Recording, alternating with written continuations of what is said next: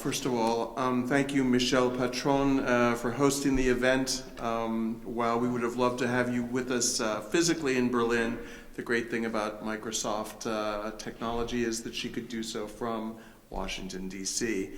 Climate action demonstrates how democratic allies, in all our individuality and uniqueness, can unite to deliver solutions to the world's most pressing problems. One of the great pleasures of working at the U.S. Embassy with the ambassador is that she can talk about these issues fluently. She has written over 17 books on the issue of democracy and democratic action. I have to be honest with you, I have no idea how she's done it all. She was also president of the University of Pennsylvania for 18 years while she wrote those 17 books. But it is a great thing to talk to her and understand about those linkages between climate action and democracy. Just in this decade alone, climate change has inflicted serious damage in Germany, in the United States, and around the world, and particularly in those countries that are the most vulnerable and the least equipped to adapt. As the minister herself said, those that are hit the hardest are those who are the least able to respond, the poorest. The science, however, is clear: without faster global action, the impact will become more frequent and more severe.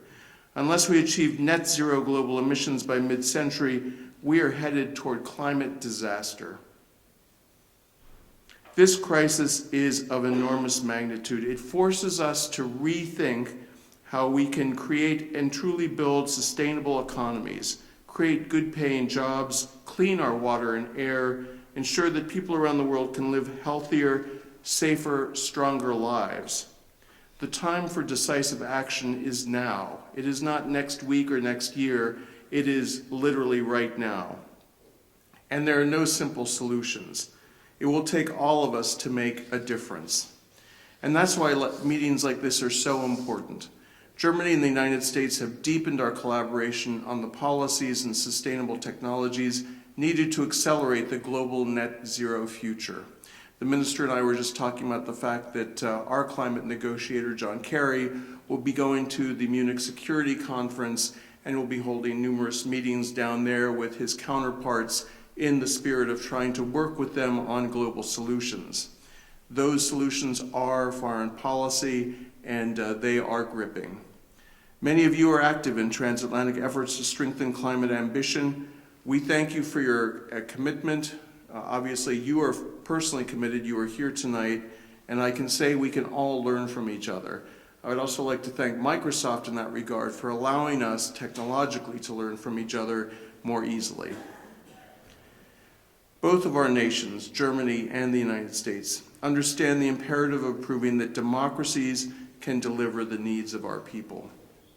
Responding to the climate crisis in ways that are effective, in ways that have global impact, in ways that work, is high on the list of challenges to be addressed. I was telling the minister that I learned my German in 1984 in Freiburg and Breisgau. I was inspired by the young German politicians who focused on the environment back then and who made it clear that young people have to get involved in politics, that democracy is theirs as well. In 2020, Joe Biden ran for president on the most ambitious climate action platform of any major presidential candidate in U.S. history. And on his very first day in office, he delivered on that promise, signing the instrument to bring the United States back into the Paris Agreement. It seems like ages ago that we pulled out, and it seems like ages ago that he brought us back in, and that was a great, brave move on his part. But as momentous as the Paris Agreement was in 2016, our renewed efforts are even more significant today. John Kerry, Special Presidential Envoy for Climate, whom I've mentioned earlier, has said the current goals under the Paris Climate Agreement are not enough to achieve the mission to limit the Earth's temperature. As he has said, quote, "The goal of achieving a 1.5 degree limitation on the rise of Earth's temperature is absolutely appropriate, but the current promises of countries through the Paris Agreement are insufficient to get the job done." And that's why climate change has been woven into all of our bilateral and multilateral conversations at all levels. The war in Ukraine and Russia's weaponization of energy has placed even stronger focus on the need for alternative energy options. As Germany has moved to cut its dependence on Russian gas in response to the invasion, German industry and society have become more resilient and adaptable. Prudent policy decisions have been implemented more rapidly than ever before. I can't tell you how much I admire the German government for the flexibility and creativity it showed in that transition. It went so much faster than anyone could have expected, and it was the result of hard, dedicated work. Domestically, from day one, President Biden also called for resilience.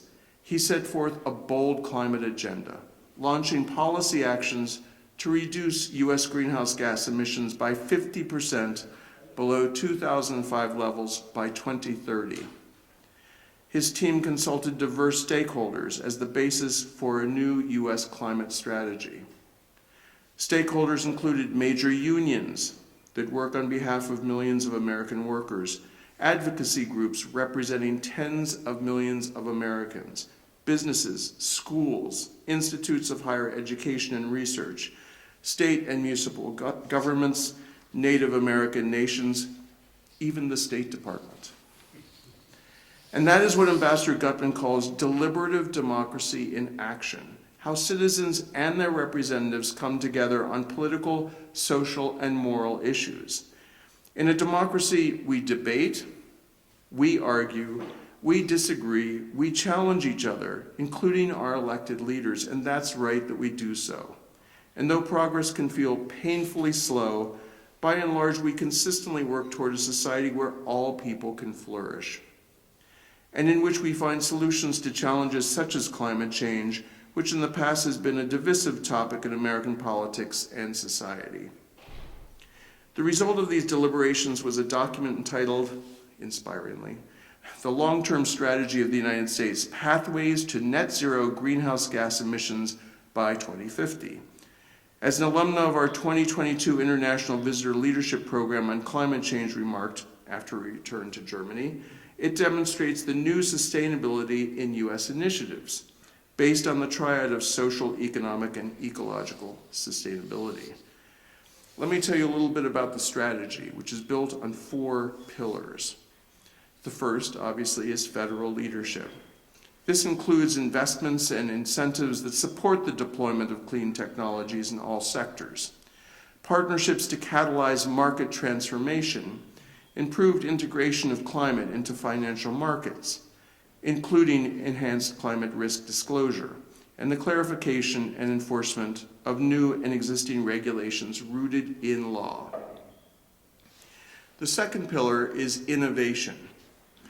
Research, development, demonstration, and deployment will be prime movers to carry new carbon-free technologies and processes from the lab to U.S. factories to the market. Research and development today will lay the technology foundation necessary to maximize economic benefits from the post-2030 transformation to net zero. Non-federal leadership is the third pillar. The U.S. federal system is based on the sharing of powers among federal, state, and local elected governments. U.S. climate action spans all levels of a democratic government. U.S. climate action spans every state level. For instance, California is a very great leader in terms of environmental action in the United States, as I'm sure you all know.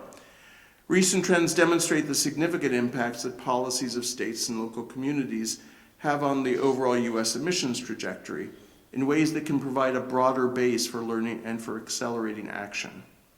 As Secretary Blinken recently said when addressing a meeting of the United States Conference of Mayors, cities are often the engines of opportunity and ingenuity in the United States. They're where challenges tend to emerge first, and solutions are often forged the quickest. We are already seeing the rapid growth of entrepreneurial and innovative solutions to climate challenges. Connecting entrepreneurs on climate is about capitalizing on the innovative spirit by connecting people, ideas, opportunities, and action. It's about bringing together talent and energy with private sector expertise. And it's about supporting entrepreneurs who are building enterprises and spurring employment in emerging markets. The most important initiatives of the Biden administration's long-term energy strategy are the new laws that have been enacted by the U.S. Congress. The Inflation Reduction Act, or IRA, is a historic achievement. It is a $360 billion investment to curb emissions, promote clean energy technologies, advance environmental justice, bolster climate adaptation efforts, and enhance the conservation of forests and farmlands. And finally, and perhaps most important, all of society action. Reaching net zero no later than 2050 will require action spanning every sector of the economy and society. The long-term transformation to get to 2050 net zero will require the United States to bring all its greatest strengths to bear: innovation, creativity, and diversity. Already, many non-governmental organizations are acting ambitiously to address climate change with their own operations, as we heard from Microsoft today, and to support the overall transition of the U.S. economy. Broad-based engagement on research, education, and implementation through our universities, cultural institutions, businesses, and so forth will be required to reach our 2050 goal. Let me talk a little bit about the IRA. According to analysis by the Boston Consulting Group, the IRA will be the most significant policy driver for global emissions reductions in this century. It is projected to reduce greenhouse gas emissions by 1 gigaton annually by 2030, delivering more than 10 times the climate impact of any other piece of U.S. legislation in our history.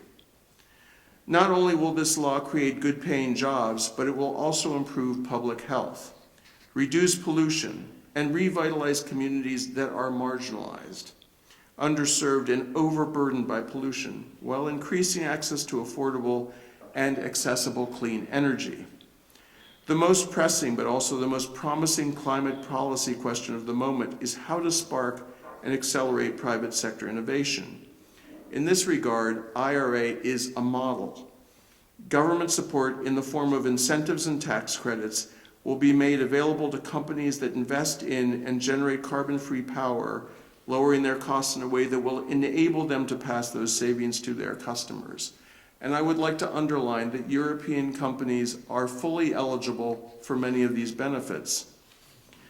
Projects include the improvement and deployment of wind farms, solar arrays, and high-capacity batteries, programs to reduce greenhouse gas emissions, and the development of new clean energy projects, including clean hydrogen extraction and storage. A direct funding program on the scale of the IRA is unlikely to be repeated anytime soon. As America invests at home, the new technologies investments will also help scale up low-cost, carbon-free solutions for the world. The benefits from this transformation are not constrained by political borders. U.S. initiatives and ambitious action from Germany and other countries will have positive spillover effects. I know there are some concerns about the IRA. We have an interest in Europe having a strong clean energy industrial base, and we think that the steps that we've taken under the IRA produce opportunities for European firms and manufacturers to participate in ways that will also further Europe's economy. We are discussing practical steps to coordinate and align our approaches so that we can strengthen and secure the supply chains, manufacturing, and innovation on both sides of the Atlantic. I can assure you we are having constructive conversations with our trading partners and allies on their implementation. You have read about Minister Habeck's very productive meetings in Washington this week, specifically.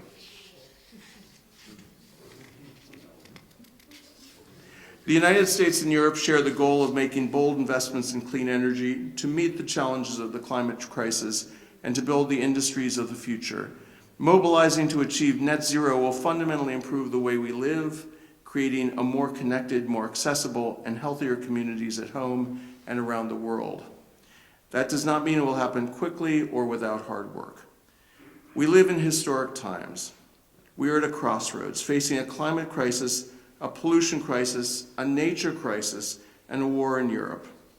One road leads to more of the same: more pollution, rising temperatures and sea levels, loss of biodiversity, greater environmental injustice, greater energy and security. The other road leads to a better future where we live sustainably with nature. We have chosen that better road, and we are well on our way. As Secretary Blinken said in his meeting with Vice Chancellor Habeck in Washington, one thing that stands out above all others is the extraordinarily close partnership and collaboration between Germany and the United States. This includes not only our combined support for Ukraine, but also the renewed commitment both our countries have shown to speeding up a green transition. In this past year, we've shown that we can achieve so many things when we work together. That includes developing real solutions for climate action that can be realistically and efficiently implemented, and that work for governments, businesses, and consumers. We have chosen to transform the way we do business and are innovating ever more ambitious approaches to achieve our global climate goals. This new decade is indeed a call to action. Let's do all we can to build that future together, starting now. Thank you all.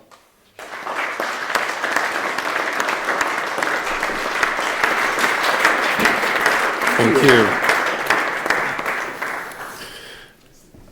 Thank you, Mr. Price. Und an der Stelle sage ich nochmal Ihnen beiden Dank für diese Keynotes, die Sie uns gegeben haben, der Bundesumweltministerin und dem Chargé d'Affaires.